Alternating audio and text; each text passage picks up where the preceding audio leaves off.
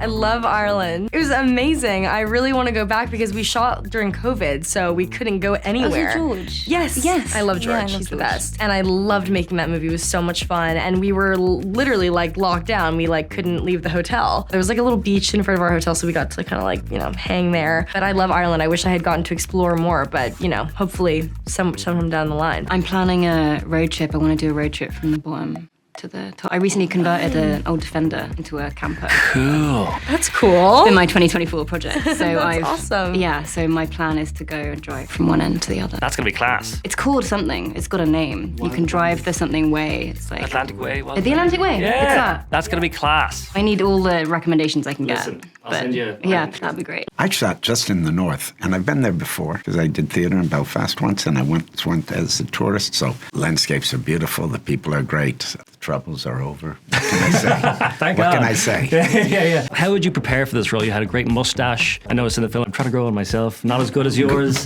This is months of growth. How did you prepare for the role yourself behind the scenes? I've worked with Rob 2 times before. He gave me a lot of good research that I could chew on. It was kind of practical because there's some things in the text that I didn't really understand. I had to know where it came from. I guess that's really where you start. And then when you get there, the world is so complete, it kind of tells you what to do. Rob's collaborators, like the costumer, Linda, she really works with you. She's got some ideas. Rob has some ideas. They're all working together towards something, but they let you weigh in too. And as you start to do fittings and start to play around with props and things, you start to build an experience. And then that, in combination with the new knowledge that you get from the research, starts sending you on your way. There's some great scenes where you first see Bill Skarsgård's character. There's a big moment of terror. Yeah. What was your feeling like the first time you saw him in costume? Well, the wild thing is he wasn't there that day. So Oh. I was reacting to nothing. Are you serious? That was acting? That was pure Real acting. Wow. Yeah, I wish he'd been there, and I think it was because schedules, and obviously that shot isn't the longest, and I think it takes him so long to get into prosthetics, and he wasn't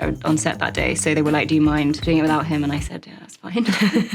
And it was hard. Good It was castmate. really hard. There was just like a window. That's talent. But that's where Rob came in because he's so specific and won't let you go until he's got exactly what he wants. And he sort of goes like he'll be speaking like push more. Okay, give me. You're at a 7. I need it at a 12, which is great because otherwise you're just like I have no idea of what I'm doing. Yeah, he puts you on like a real path. The other fun thing was that with the way that Rob shoots and the style of performance that he really aims for is so pared back. He sort of very much wants you to not use your eyebrows, not blink so much, which was a real challenge for me. And then watching it, when I eventually watched it at screening, I was like, oh, I really get it. Because then when you have these moments of like pure terror, it's like 0 to 100, which really works. It's like that payoff. The transformation is so massive in his voice, in what he had to embody internally, which can sound precious, but it is a reality that there is a way in which you need to just let go of your persona, and he did. But I think, the first time he saw the sculpt of the makeup, he said, man, this guy didn't even look like me when he was alive, and it was intimidating. But I remember the second screen test with full costume and full makeup when we